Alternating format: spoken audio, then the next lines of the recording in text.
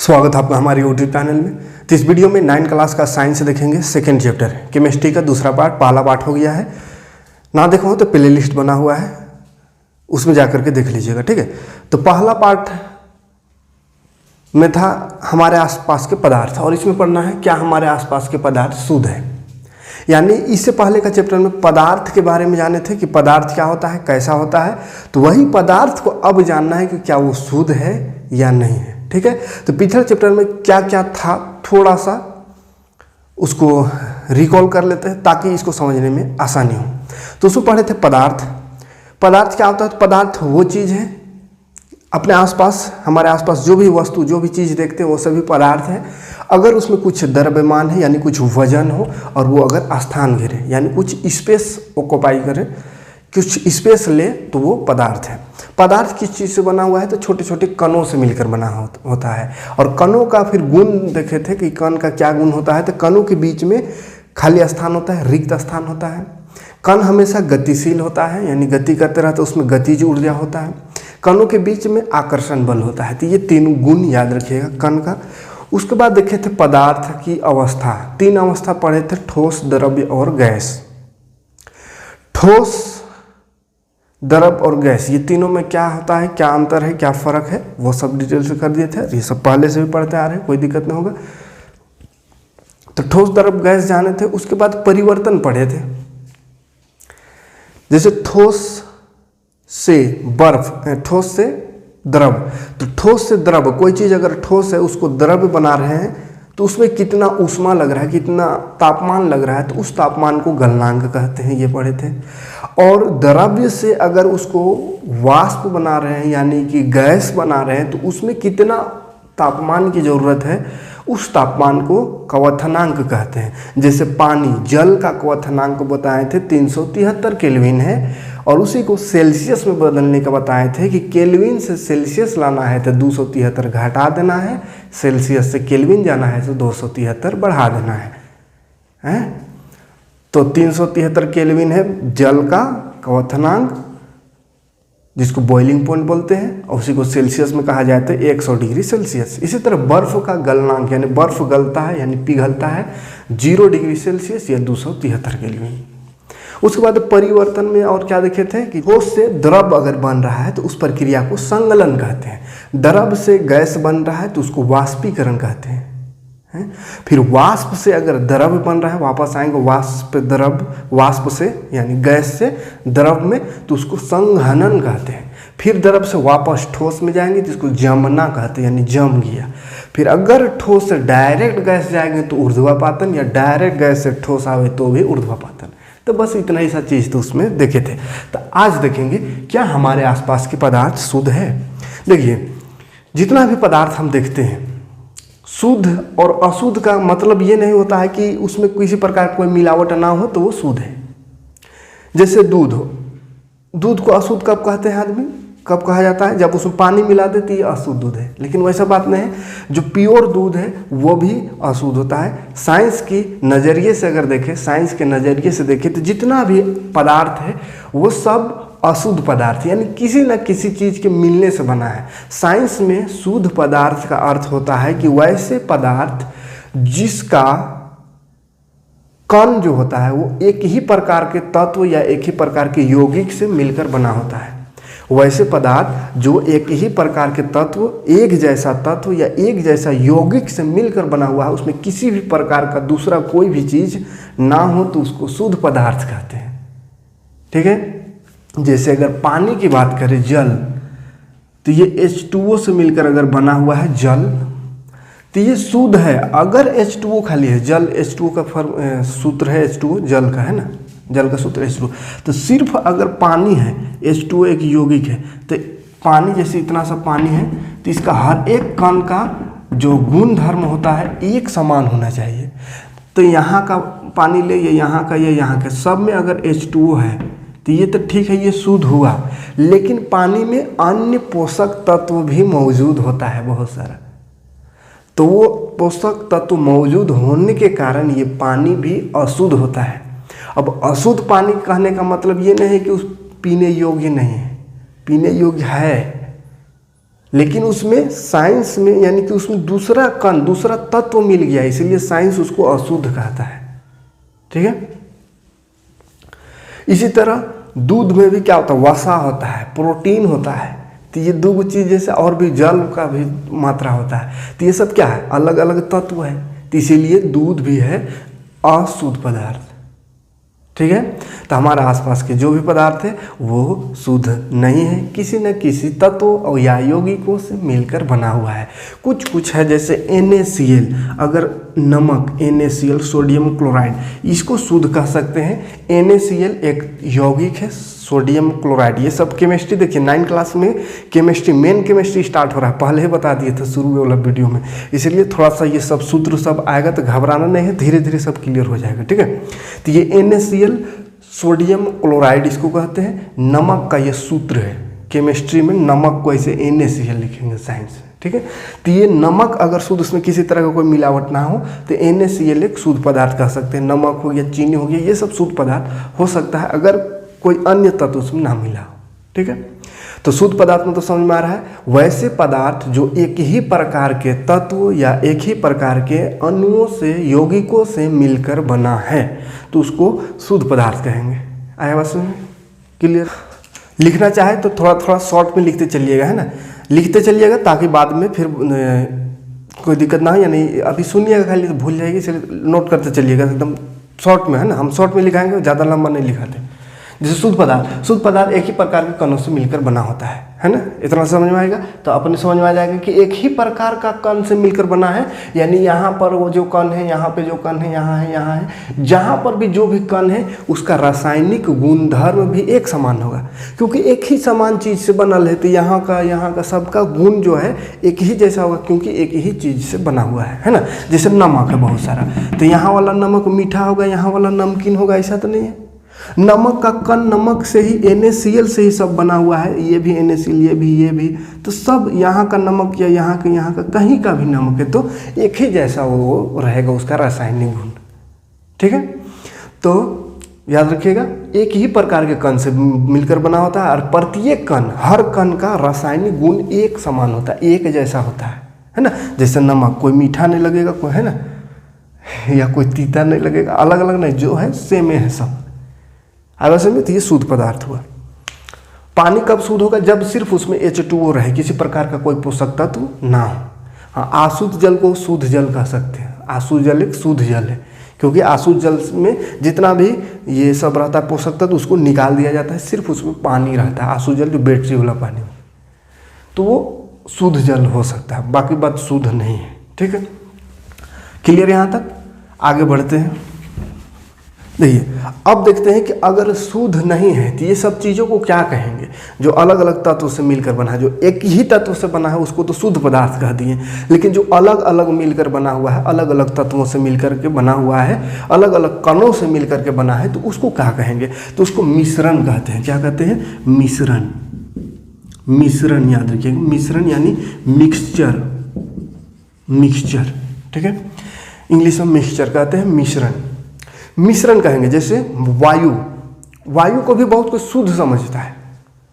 अगर साफ सुथरा हवा, जैसे अभी सांस ले रहे हैं तो साफ सुथरा एकदम लग रहा है, कोई चीज़ नहीं, मगर कहेंगे शुद्ध हवा है। शुद्ध हवा नहीं है, शुद्ध वायु नहीं है, इसमें भी कुछ बहुत सारा गैस मिला हुआ है। जैसे क्या है? ऑक्सीजन है, नाइट्रोजन है, कार्बन डाइऑक्साइड है, सभी प्रकार का गैस है ना। तो वायु जो गैस जो है उसमें बहुत अलग अलग कण है, हाइड्रोजन का कण है, ऑक्सीजन का कण है, नाइट्रोजन का कण है, इसलिए ये भी शुद्ध नहीं है ना। इसमें भी अलग अलग कणों से ये मिलकर बना है, यानी वायु भी एक मिश्रण है।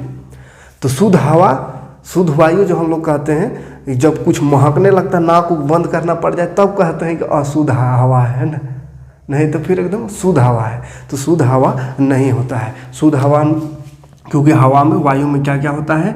ऑक्सीजन होता है, नाइट्रोजन होता है, कार्बन डाइऑक्साइड भी होता है थोड़ा बहुत, है ना।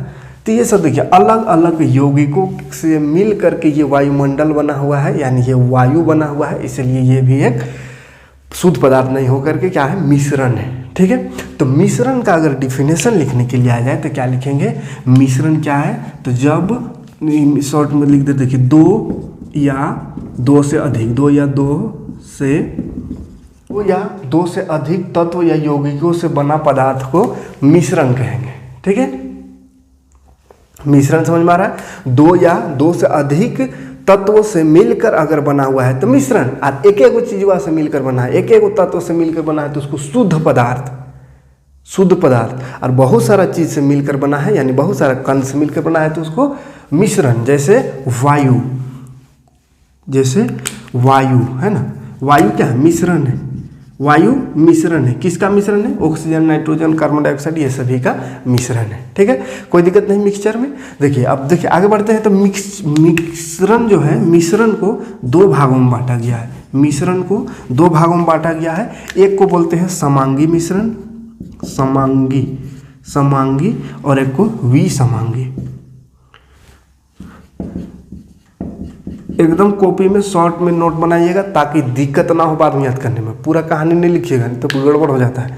पूरा लिख लेते हैं उसके बाद एग्जाम से माथा दर्द देने लगता है, कैसे याद करेंगे। इतना याद करने का क्या जरूरत है। मिश्रण दो या दो से अधिक अलग अलग पद कण से मिलकर बना तो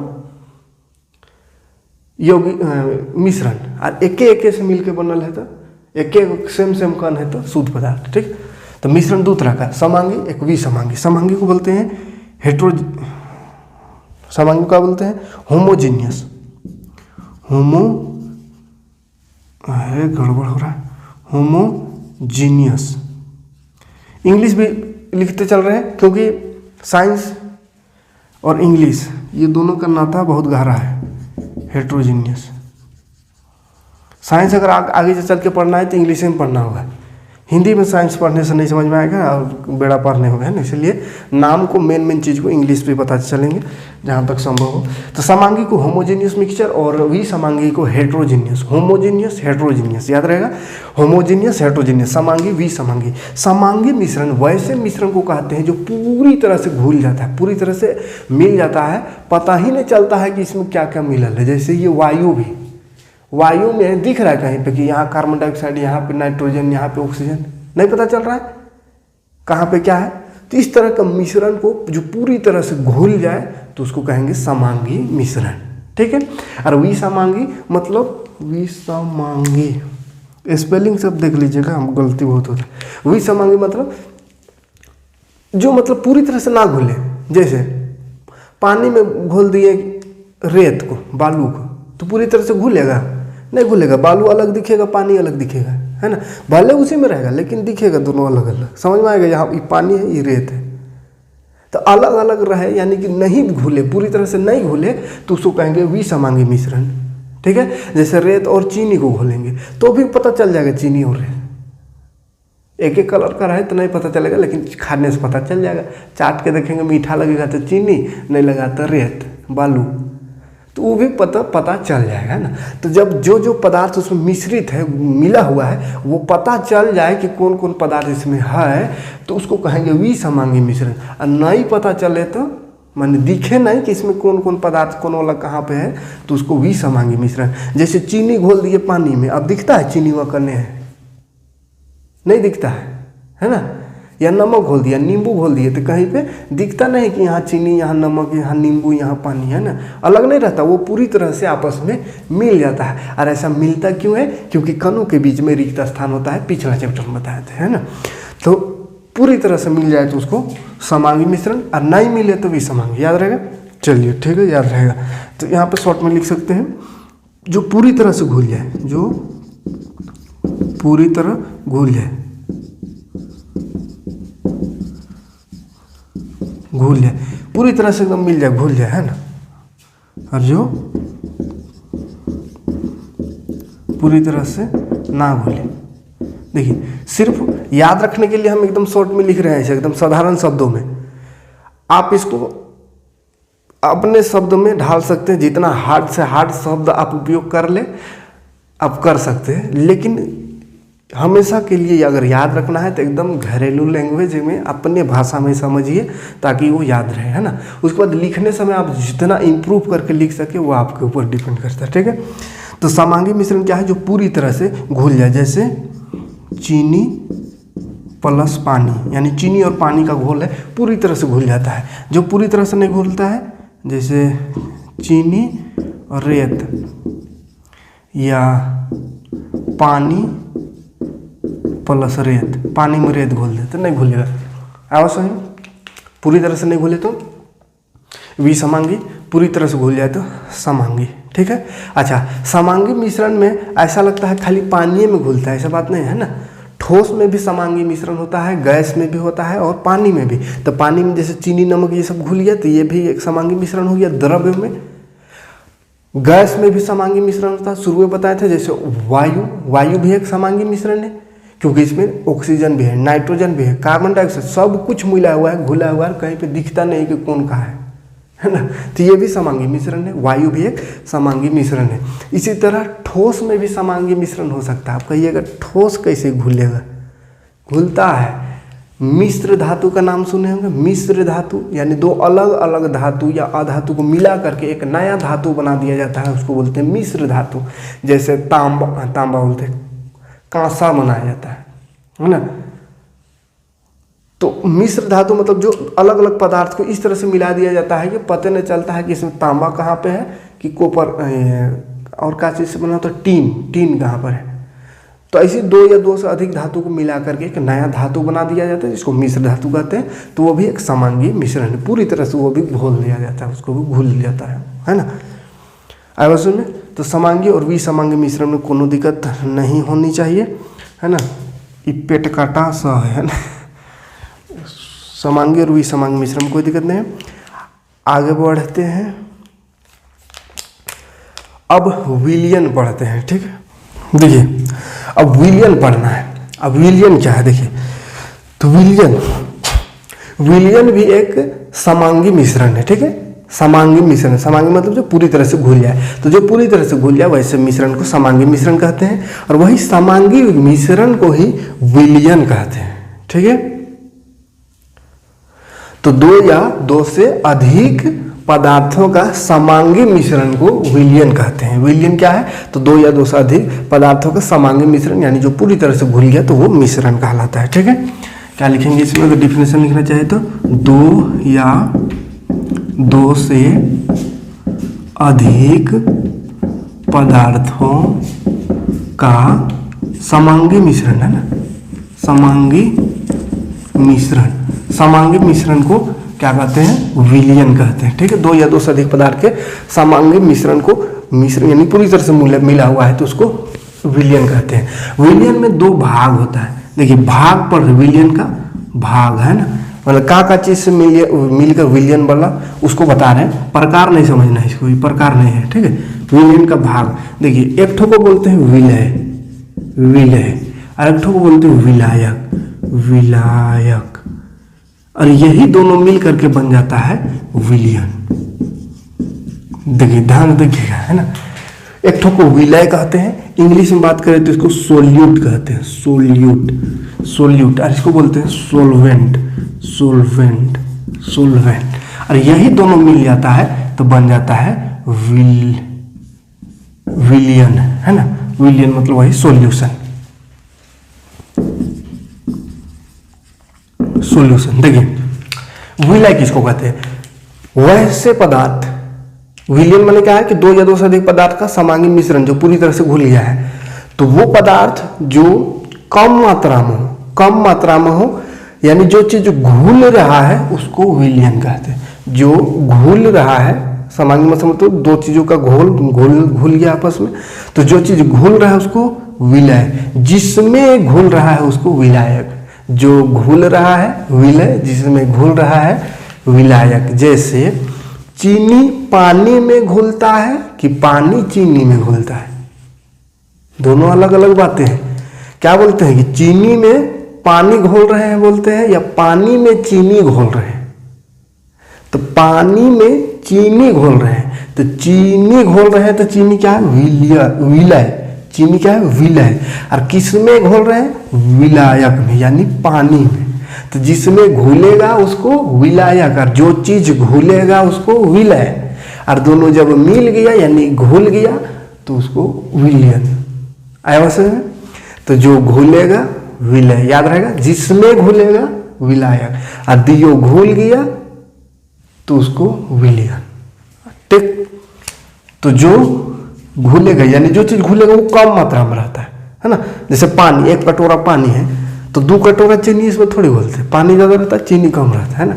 तो जो कम मात्रा में या कम मात्रा से नहीं समझ में आएगा, ये बस इतना से याद रखिएगा, जो घुलता है, जो घुलता है, जो घुलता है वो विलय है। जिसमें घुलता है, जिसमें घुलता है, इतना आसानी से कोई नहीं समझाएगा, इसलिए बढ़िया से समझते चलिए, पूरा वीडियो देखिएगा, नहीं तो फिर पछताइएगा। और एकदम शॉर्ट में लिखा रहे ताकि ज़िंदगी में कभी नहीं भूल सकते हैं, बस एक झलक देख के याद हो जाएगा, ज़्यादा कहानी पढ़ने की जरूरत नहीं, ठीक है। और अगर समझ में आ रहा है तो थोड़ा वीडियो करके वीडियो को शेयर करें, ज़्यादा से ज़्यादा लोगों तक शेयर कीजिए और लोगों को भी जोड़ने का प्रयास करें, ताकि हम ऐसी ही वीडियो आपके लिए लाते रहें और अच्छे से इम्प्रूव करके आपको पढ़ाते रहें। थोड़ा कम है इसलिए अभी बहुत ज़्यादा मेहनत कर नहीं पा रहे हैं, कहा कि स्कूल भी जाते हैं, ट्यूशन भी अपना ऑफलाइन है, इस सब में टाइम ज़्यादा देते हैं, कहा कि इधर से ज़्यादा फायदा कुछ पैसा नहीं हो रहा है, इसलिए कम टाइम दे रहे हैं। तो ज़्यादा से ज़्यादा स्टूडेंट बढ़ेगा तो इधर ज़्यादा टाइम देंगे तो और अच्छा और बेहतर आपको कुछ बता सकते हैं और बेहतर तरीके से। तो थोड़ा सा आपका सपोर्ट का ज़रूरत है, अगर सपोर्ट करिएगा तो और बेहतर आपको मिलेगा। तो देखिए फिलहाल विलय माने जो घुलता है, जो घुल रहा है विलय, जिसमें घुल रहा है विलायक, और कुछ लिखने की जरूरत नहीं, समझ में आ रहा है। जिसमें घुलता है विलायक है और जो घुल रहा है विलय, दोनों मिल गया तो विलयन। तो लिखिए दिए, 2 या 2 से अधिक पदार्थ का समांगी मिश्रण है, यानी एगो ये पदार्थ है, वो ये पदार्थ, दोनों का मिश्रण को विलयन कहेंगे, ठीक है। एक ये पदार्थ, एक ये वाला का है घुलने वाला, घुलेगा, ये जिसमें घुलेगा वो पदार्थ, दोनों मिला विलयन विलय। ये इसका एग्जाम्पल में हो सकता है चीनी, और इसका एग्जाम्पल में क्या हो सकता है जल। चीनी और जल दोनों घुल गया तो बन गया का शरबत है, शरबत। चीनी जल मिलके शरबत बन गया, तो शरबत क्या है विलयन है। जल क्या है, जल क्या है बाबू विलायक, माने घोलने वाला, घोल रहा है, पानी जो है घोल रहा है, क्या चीज़ को घोल रहा है, चीनी को, चीनी विलयन है। कोई दिक्कत नहीं आया समझ में। जो घुलता है विलय, जिसमें घुलता है विलायक, दोनों मिल गया यानी घुल गया, पूरा घोटरा गया तो उसको विलयन। क्लियर है, विलयन में कोई दिक्कत नहीं है। अब आगे बढ़ते हैं। देखिए विलयन की सांद्रता, कॉन्सेंट्रेशन ऑफ सॉल्यूशन बोलते हैं इंग्लिश में, कॉन्सेंट्रेशन है ना, सांद्रता। ये क्या है, सांद्रता जानने से पहले एक चीज जानना पड़ेगा, एक होता है संतृप्त विलयन, संतृप्त विलयन, इसको देख लेते पहले। संतृप्त विलयन जिसको इंग्लिश में क्या बोलते हैं, कौन संतृप्त, सेचुरेटेड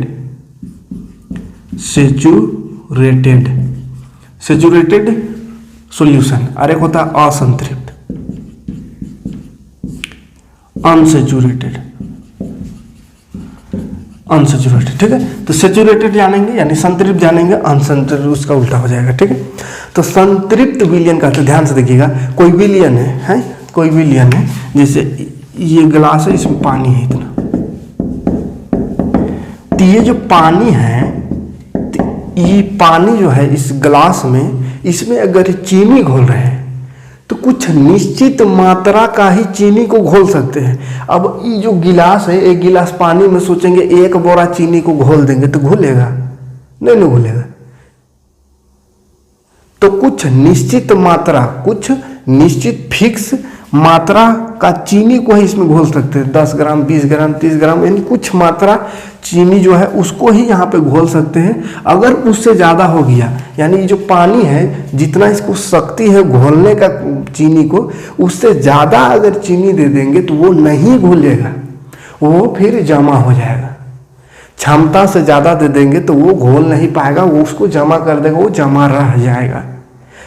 तो जितना क्षमता है उसको अपने अंदर घोलने की, जैसे कोई रूम है तो इस रूम में कोई चीज़ को रखेंगे तो पूरा रूम भर जाएगा, उसके बाद तो नहीं रख सकते हैं। तो पूरा रूम भरने तक जितना क्षमता है कोई चीज़ को रखने का, तो उसी क्षमता को कहते हैं संतृप्त विलयन, यानी वो क्षमता अगर पूरी हो जाए तो उसको कहते हैं संतृप्त विलयन, ठीक है।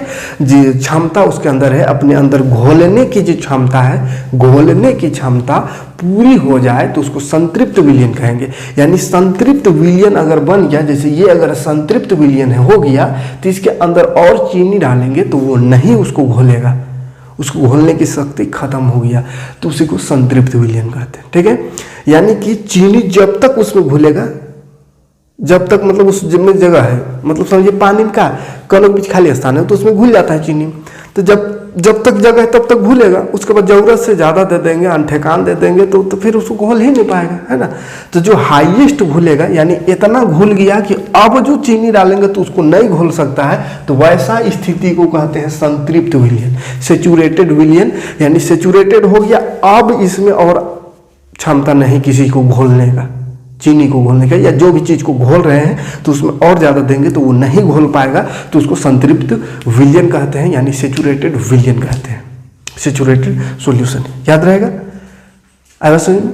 और असंतृप्त किसको कहते हैं, तो असंतृप्त यानी इसमें घोलने का भी क्षमता है, अभी डालते रहो घोलने की क्षमता है, तो वो असंतृप्त हुआ। और जैसे क्षमता खत्म हो गया, अब नहीं घोल सकते हैं, आखिरी पोजीशन में पहुंच गया, तो उसको संतृप्त विलयन। याद रहेगा, क्षमता पूरा हो गया, यानी विलय पदार्थ और पदार्थ को आप उसमें नहीं घोल सकते, उसको संतृप्त। समझ में आ रहा है ना, क्षमता पूरा है ना, अपना पूरा क्षमता खत्म हो गया, उसका अंदर जितना क्षमता था अपने अंदर समाने का चीनी को उतना समा लिया, तो उसको संतृप्त, है ना। और उससे कम है, यानी संतृप्त विलयन से कम है, यानी इसमें और अधिक विलय पदार्थ घोलने की क्षमता अभी है, तो उस क्षमता खत्म नहीं हुआ है ना, तो उसको असंतृप्त, है ना। विलय पदार्थ अगर घुल सकता है तो उसको असंतृप्त विलयन कहेंगे। अब अगर विलय पदार्थ घुलने की क्षमता खत्म, यानी अब नहीं घुल सकता तो उसको असंतृप्त। समझ में आ रहा है। तो एक निश्चित तापमान पर, है ना, एक निश्चित तापमान में उतना ही विलय पदार्थ, इतना ही घुलने वाला पदार्थ घुलता है जितना उसके अंदर की क्षमता है। अब वो क्षमता जब पूरा हो गया तो उसको विलय, और क्षमता अभी बाकी है यानी और घोल सकते हैं तो उसको असंतृप्त। ठीक है, और क्षमता खत्म हो गया तो संतृप्त। कोई दिक्कत नहीं यहाँ पे। अब एक चीज और, एक छोटा डेफिनेशन याद रखिएगा, घुलनशीलता। घुलनशीलता यहीं पे देख लेते हैं, छोटा सा चीज है, घुलनशीलता। घुलनशीलता, घुलनशीलता यानी सोलुबिलिटी, सोलुबिलिटी जो संतृप्त विलयन में उपस्थित होता है या मौजूद होता है। ठीक है, तो उसको बोलेंगे घुलनशीलता।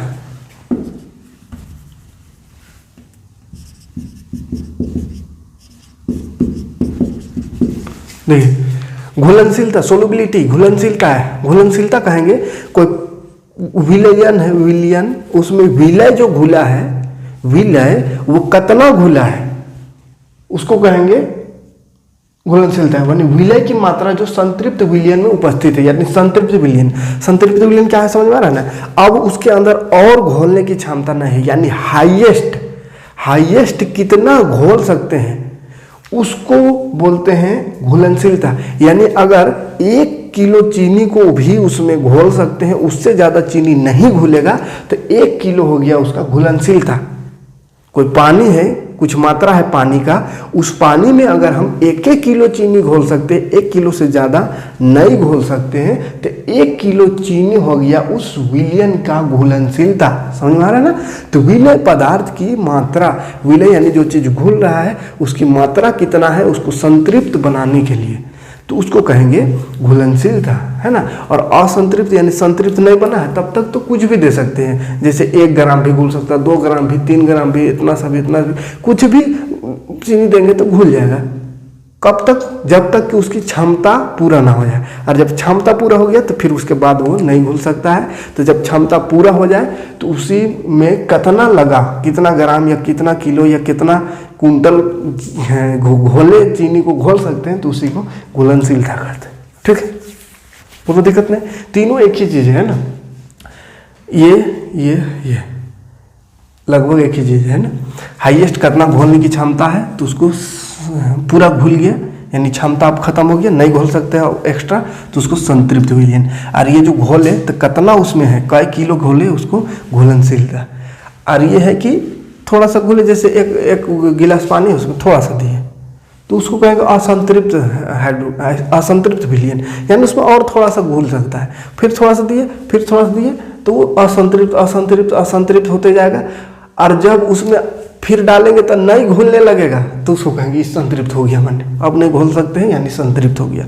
अब नहीं घोल सकते हैं तो कई किलो उसमें डालें कि वो उसका जो क्षमता पूरा हो गया, तो उस वजन को घुलनशीलता कहते हैं। ठीक है, कोई दिक्कत नहीं आता। हाँ, अब आते हैं सांद्रता को समझते हैं। ये समझ में आ गया। अब सांद्रता देखिए, सांद्रता भी मात्रा की बात है। घुलनशीलता में जैसे मात्रा यानी कई किलो घोल सकते, उसी तरह ये सांद्रता है। तो इसको हटाते हैं।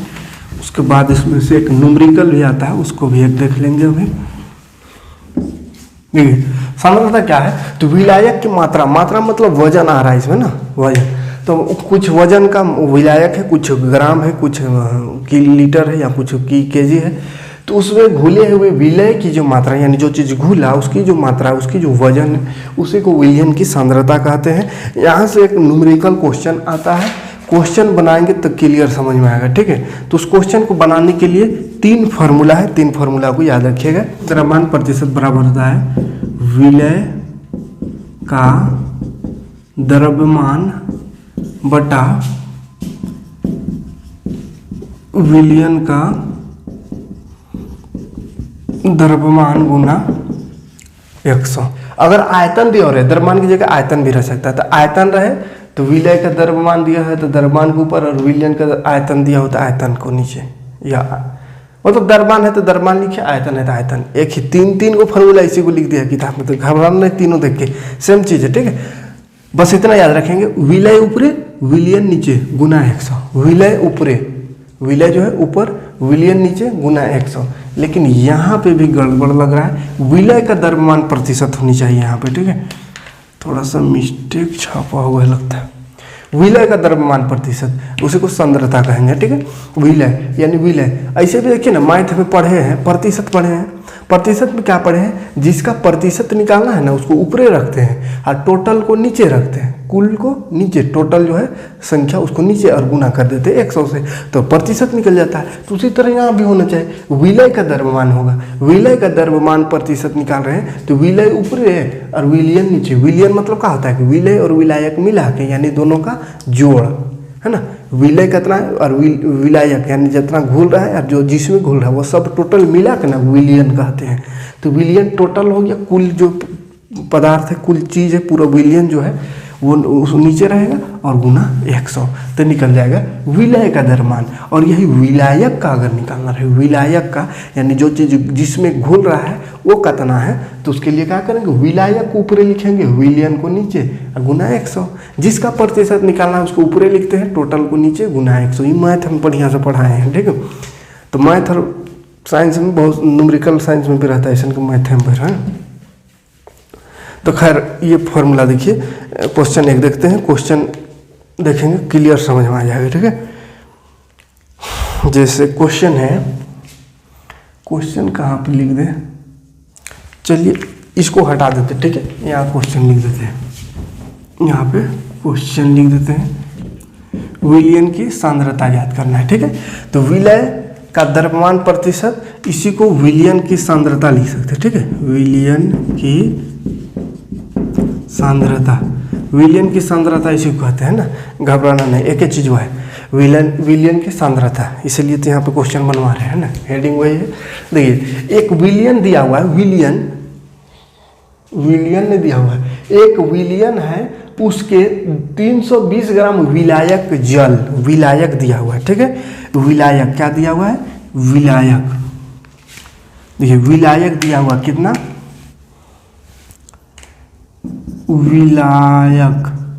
विलायक जल जो है कितना है, विलायक किसको कहते हैं, जिसमें घुल रहा है, माने पानी में घुल रहा है। कितना है, कहना 320 ग्राम। ठीक है, 320 ग्राम है। उसके बाद और क्या दिया हुआ है, देखिए 40 ग्राम का साधारण नमक। विलय माने जो चीज़ घुल रहा है, विलय यानी नमक है ना, नमक घुल रहा है, कितना ग्राम, 40 ग्राम, यानी 40 ग्राम नमक को 320 ग्राम पानी में घोल रहे हैं। तो विलयन, देखिए फार्मूला में क्या लगता है, विलय ऊपरे विलयन नीचे, तो विलय तो देवल है, विलयन थोड़ी दिया हुआ है। देखिए तो विलयन नहीं दिया हुआ है, विलायक दिया हुआ है। तो सबसे पहले विलयन निकालना होगा। तो विलयन कितना होगा, विलयन किसको कहते हैं, जब चीनी और पानी मिल गया उसको विलयन कहेंगे। तो चीनी मिला कितना, 40 ग्राम, और पानी मिला 320, तो 320 में 40 जोड़ देंगे तो कितना हो जाएगा 360 ग्राम। 360 ग्राम विलियन होगा ना। 320 ग्राम पानी है, उसमें 40 ग्राम नमक डाल दिए तो वजन बढ़ेगा ना। तो टोटल विलियन जो है उसका वजन कितना हो जाएगा 360 ग्राम। जोड़ दिए तो विलियन आ गया। अब फार्मूला लगा देना है, विलय की द्रव्यमान प्रतिशत या विलियन की सांद्रता बराबर विलय का द्रव्यमान बटा विलियन का द्रव्यमान। तो विलय कितना है, देखिए विलय माने जो चीज़ घुलता है 40 है, विलियन यानी टोटल है 360 गुना 100। काटिए 0 0 कट गया, 4 9 36। अब इसको भाग दे देना है, 100 ऊपर है नीचे 9, 100 भाग दीजिए 9 से, 9 का 9, 9 का 9, पॉइंट 9 का 9, इस तरह से एक एक आते रहेगा। ये प्रतिशत में लिख देना है, यही है सांद्रता। ठीक है, विलियन की सांद्रता।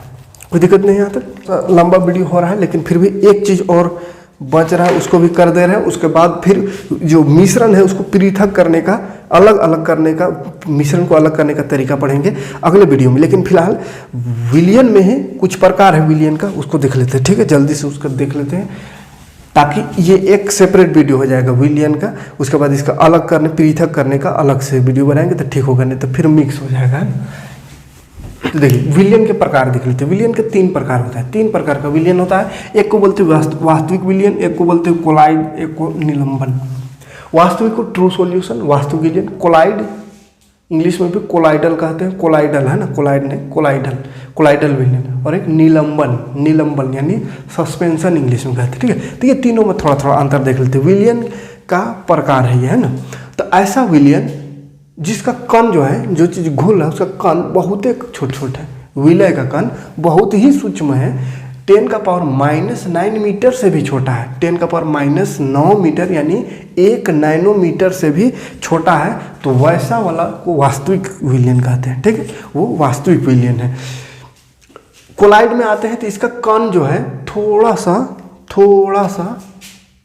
कण है ना, कण, इसका जो कण है वास्तविक से थोड़ा सा बड़ा होता है। वास्तविक से यानी ई वाला से थोड़ा सा बड़ा होता है, लेकिन ये निलंबन से छोट होता है। ठीक है, वास्तविक से थोड़ा सा बड़ा होता है। 10 का पावर -9 से 10 का पावर -6 मीटर तक होता है, थोड़ा सा उससे बड़ा होता है। ठीक है, लेकिन इससे छोटा।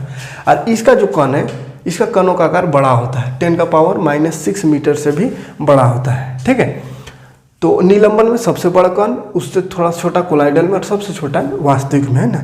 तो ये अंतर पूछता अक्सर, है ना, तो याद रखिएगा इस तरह से।